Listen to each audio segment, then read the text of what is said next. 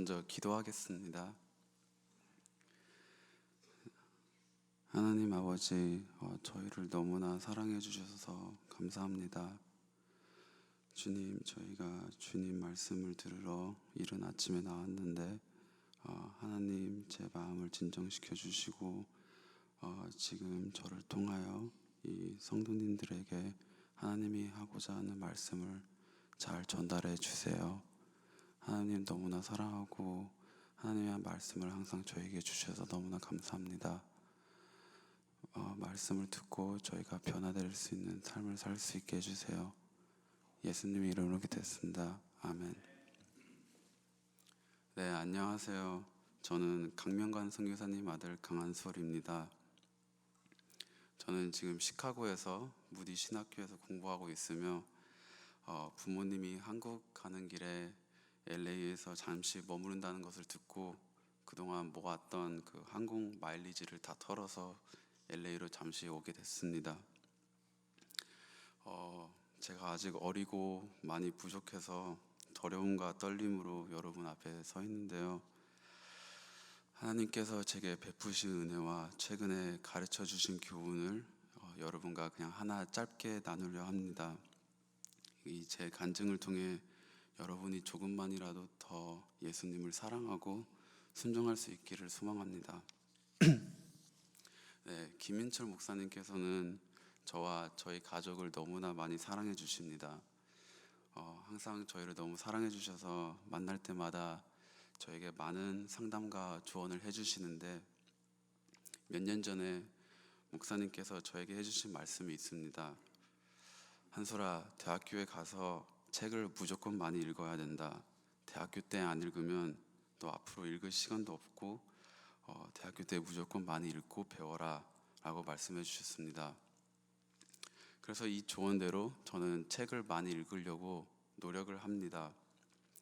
신학 저서부터 경제, 철학, 세계사 등 다양하게 읽고 있는데 특히 저에게 많은 유익이 된 것은 소설책을 읽는 거였습니다. 제가 하나님을 믿고 성경을 읽고 기독교 교리를 따르려고 노력하지만 가끔씩 저에게 그 딱딱하고 이해하기 힘든 그런 교훈들이 있습니다. 근데 저에게서 그 소설책들은 삶에 있어서 이해하고 받아들이기 어려운 이치나 그 하나님이 그 역사하시는 그런 신비로움들을 제가 쉽게 이해할 수 있도록 풀어주고 제 마음에 감동을 줍니다. 또한 삶의 스트레스와 복잡한 것들을 잠시 내려놓고 무엇이 중요하고 본질적이고 비본질적인 것들을 그렇게 지혜롭게 쉽게 구별할 수 있게 도와줍니다. 오늘은 제가 최근에 읽은 책 대해서 하나 나누고자 합니다. 이 조지 맥도날드라는 분이 쓴 현명한 여인이라는 책을 읽었는데 제가 너무나 큰 은혜를 받아서 여러분께 나누고 싶습니다. 먼저 이 조지 맥도날드 저자에 대해서 소개를 하겠습니다. 이분은 19세기 영국에서 살았던 목사이자 어린이 동화 작가였습니다. 이분은 수십 권이 넘는 책을 썼으며 판타지 소설의 대부라고 불릴 정도입니다. 이상한 나라 앨리스를 쓴 루이스 캐럴, 반지의 제왕 시리즈를 쓴 톨키엔, 그리고 나니아 연대기를 쓴 C.S. 루이스, 이런 훌륭한 작가들의 스승이자 특히 C.S. 루이스는 조지 맥도날드 저자에 대해서 이렇게 말합니다. 그리스도의 영에 조지 맥도날드보다 더 가까이 다가간 작가, 그리고 더 지속적으로 그 곁에 머문 작가를 나는 알지 못한다 라고 고백합니다. 그래서 이분은 그 어린이 판타지 동화 이야기들을 많이 썼는데 이렇게 말합니다. 나는 어린이들을 위해 쓰는 게 아니라 나이가 5살이든 50세이든 어린이 같은 순수한 마음을 위해 쓴다. 그의 모든 책에는 기독교적인 테마와 가르침들이 가득합니다. 여러분들도 꼭 한번 읽어서 은혜 받기를 권합니다. 이 현명한 여인이라는 책은 두 여자아이에 대한 이야기입니다. 한 여자아이는 왕궁에서 태어나 공주로 자랐으며 한 여자아이는 시골에서 가난한 목자 부부 사이에서 태어납니다. 책의 전반부는 이 공주로 자란 여자에 대해서 이야기하고 후반 가서 그 가난한 시골 여자에 대해서 말해줍니다. 이 두 여자아이는 태어날 때부터 그 부모님들이 계속해서 이 애들한테 너는 잘나고 특별하단다, 너는 잘났고 특별하단다 라고 말해서 이 애 둘 다 엄청나게 교만하게 자랍니다. 하지만 차이점이 있습니다. 공주로 태어난 여자아이는 오만하게 되었고 시골에서 자란 여자아이는 자만하게 되었습니다. 이 공주아이는 자기의 오만함을 밖으로 행동으로 표현했습니다. 버릇없게 굴고 항상 자기 하인들을 때리고 핥히며 자기가 원하는 대로 일이 안 풀리면 소리 지르고 울고 떼를 씁니다. 왕과 왕비인 부모님들은 이 애를 어떻게 해야 할지 몰라서 그냥 원하는 대로 다 해주고 장난감도 다 사주고 그 애를 포기합니다. 그래서 왕국의 사람들은 이 여자아이 공주님을 조그만 악마라고 부를 정도로 너무나 나쁜 애가 되었습니다. 반면에 이 시골에서 자란 그 여자아이는 겉으로는 말을 너무 잘 듣고 말썽을 안 피웁니다.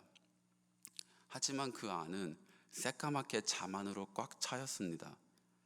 항상 그 여자아이가 생각하기를 자기가 세상에서 제일 잘나고 최고인 줄 알았으며 가난한 부모님 밑에서 태어난 자기 팔자를 원망하면서 살았습니다. 여기서 현명한 여인 한 분이 등장합니다. 이 현명한 여인은 이 책 안에서 하나님 같은 역할을 하십니다. 이 현명한 여인은 먼저 두 여자아이를 보고 매우 측은히 여기고 동정심을 느낍니다. 일단 공주 여자아이를 자기 집에 데려와서 같이 지냅니다. 같이 지내면서 여자아이한테 빨래와 청소 등 집안일을 시키고 일을 하지 않으면 밥을 안 준다고 경고를 합니다. 하지만 이 공주아이는 태어나서 한 번도 순종이란 것을 해본 적이 없기 때문에 설마 나를 굶기겠어? 라는 생각으로 일부러 손가락 하나 까딱도 안 합니다. 그러나 현명한 여인은 이 공주를 훈련시키는 마음으로 밥을 안 주고 아무리 공주가 배고프다고 떼쓰고 발버둥 치면서 소리 질러도 냉정하게 이 공주를 아무 소리 없이 쳐다봅니다. 그러다가 피곤해서 공주아이가 잠이 들면 천천히 이 현명한 여인이 다가와 자기 팔로 감싸며 이 공주에게 사랑의 노래를 그 자장가를 잔잔히 불러줍니다. 이렇게 지내는 그 공주가 규율이 너무 싫어서 이 집을 뛰쳐나야겠다는 그 생각을 합니다. 집 주변에는 어두운 숲으로 감싸지고 늑대들과 위험한 골짜기들이 많아 현명한 여인은 절대로 나가지 말라고 경고했음에도 불구하고 반항심으로 이 공주 아이는 가출을 합니다. 얼마 못 가서 이 공주는 다리도 아프고 배도 고프고 해도 저물면서 이제 날씨도 쌀쌀해지고 어두워지면서 이제 동물의 울음소리도 들리고 점점 공주는 무서워집니다. 그리고 다시 이제 현명한 그 여인의 그 집에 돌아가고 싶은데 길조차 잃었습니다. 너무 무서워지자 생각나는 사람이 그 현명한 여인밖에 없는 겁니다. 그래서 그분을 부르고 웁니다. 부르자마자 바로 그 현명한 여인은 바로 옆에 나타나서 이 여자아이를 두 팔로 꼭 안고 들어서 토닥거리며 위로해 줍니다. 현명한 여인은 사랑하는 눈으로 바라보면서 이 공주에게 자장가를 부르며 재우면서 집으로 다시 데려갑니다. 저는 여기까지만 해도 제가 이 공주아이처럼 죄가 많은 사람이고 하나님께서 저를 너무나 사랑해 주셔서 보살펴 주시는 것뿐만 아니라 나에게 힘들고 아플 수 있어도 시련과 고통을 허락하시면서 나를 성장시키는구나, 이런 이야기를 풀었구나 라고 생각했습니다. 하지만 이제 그 시골에서 태어난 그 자만으로 가득 찬 여자에 대해서 말하기 시작합니다. 그 목자 부부에서 태어난 이 시골 여자아이도 현명한 여인이 자기 집으로 데리고 옵니다. 이 여자아이에게는 현명한 여인이 아무것도 시키질 않습니다. 왜냐하면 이 여자아이는 말을 잘 들을 것이라는 것을 이미 알고 있기 때문입니다. 이 시골 아이의 문제는 그것이 아닙니다. 현명한 여인은 이 시골 아이에게 아무것도 시키지 않고 그냥 큰 거울이 있는 조그마한 방에 혼자 지내게 냅두고 나갑니다. 만약 공주아이였으면 이미 발버둥 치고 난리 났겠지만, 이 시골에서 자란 그 가난한 여자애는 침착하게 거울을 바라봅니다. 시간이 지나자 그 거울에는 너무나 끔찍하고 흉측한 괴물이 보이기 시작합니다. 그리고 이 여자애는 서서히 이것이 그 자기의 그 교만함과 자만함으로 빠진 그 본 모습이라는 것을 짐작하고 예상을 합니다. 하지만 현명한 여인이 돌아오자 이 자만에 빠져 있는 그 시골 여자아이는 문제를 어떻게 고칠까 생각을 안 하고, 어떻게 하면 내가 이런 죄가 있는 사람이라는 걸 숨길까라는 생각으로 태연하게 행동하고, 이제 교만에다가 플러스 위선적으로 행동하기 시작합니다. 자기의 내면의 죄를 절대로 밖으로 밝혀지기 싫은 거죠. 이야기를 정리하자면 끝에 그 공주아이는 자기의 죄를 다 뉘우치고 회개합니다. 그리고는 아름답고 훌륭한 공주가 되어 인품과 성품도 위대한 아가씨가 됩니다. 반면에 그 시골 아이는 끝까지 엄청난 자만과 교만에 빠져 위선과 거짓으로 마음이 새까맣게 되고, 또한 끝까지 자기의 죄를 인식도 못하게 되고 회개 또한 못합니다. 제가 이 이야기를 너무나도 감명 있게 읽어서 아직도 여운이 많이 남습니다. 제가 이 책을 끝내자마자 엉엉 울면서 한시간 동안 하나님께 참회 기도를 한 게 아직도 기억이 납니다. 저는 처음에는 이 공주아이처럼 그냥 버릇이 나쁘고 죄를 바깥에 많이 짓는 그런 애인 줄 알았는데, 이야기를 읽으면서 제가 너무나도 그 자만에 빠져 있는 그 시골 아이랑 비슷하다는 그 충격을 받아서 너무 두려웠습니다. 그리고 하나님께 제 안에 있는 그런 위선적인 교만함과 독선적인 자만스러움들, 그런 것들을 제발 깨닫게 해줄 수 있는 지혜를 달라고 빌었고, 또 제 안에 그런 더러운 마음들을 회개할 수 있는 그 은혜를 달라고 기도했습니다. 제가 이 책을 통해 배운 점들을 세 가지로 정리해봤습니다. 첫 번째는 교만한 것은 자란 환경과 상관이 없다는 것입니다. 제 부모님이 부자든 가난하든, 제가 곱게 자라든 힘들게 자라든 교만한 것은 다 똑같습니다. 모든 인간은 태어날 때부터 교만하며, 저는 개인적으로 모든 죄와 악의 근본은 교만이라고 생각합니다.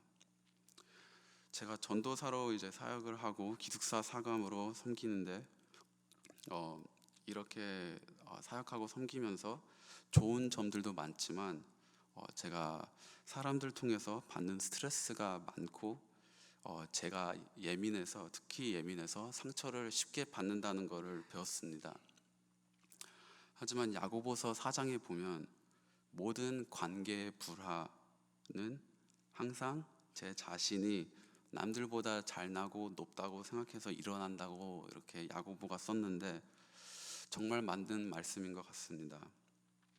제가 겸손하고 먼저 낮아지고 십자가를 지면 사람들과의 갈등도 그냥 서서히 사라질 거라고 생각합니다.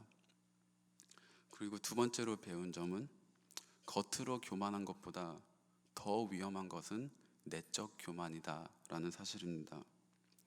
이 위선적인 자만함은 남들에게 보이지 않을 뿐만 아니라 자기 자신에도 안 보인다는 점이 더 무서운 것입니다.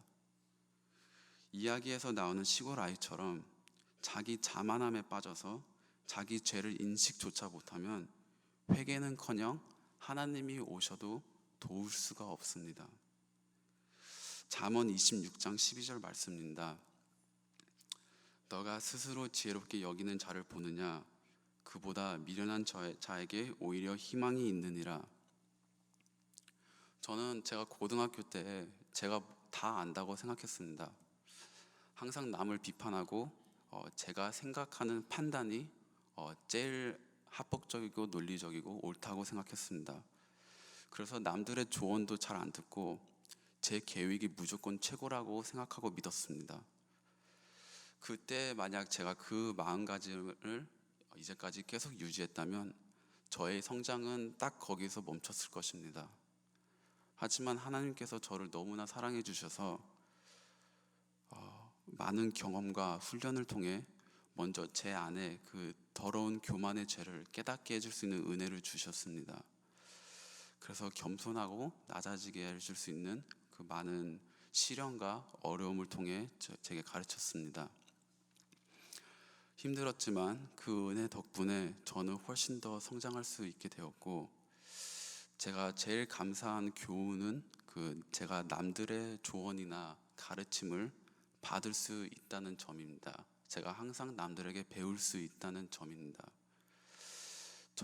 제가 기도하는 것은 제가 항상 남보다 낮아져서 죽을 때까지 항상 가르침을 받을 수 있기를 원합니다. 그래서 제 가능성이나 잠재력이 끝이 없고 한계가 없어서 주님 나라와 그 의를 위해 쓰임 받을 때 하나님께 크게 영광을 돌리고 싶습니다. 세 번째 교훈은 이것입니다.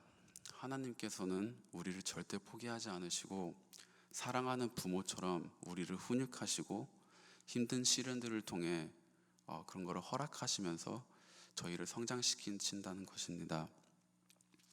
히브리서 12장에 보면 하나님께서는 우리를 사랑하셔서 아비처럼 우리를 징계하시고 채찍질까지 하신다고 써 있습니다. 저는 이 이야기를 통해 그게 얼마나 하나님의 그 사랑의 표현인지 깨닫게 됐습니다. 제 짧은 23년간의 삶을 돌아보면 제가 주님을 제일 뜨겁게 체험하고 만났을 때가 항상 제일 힘들었을 때랑 가까운 연관이 있습니다.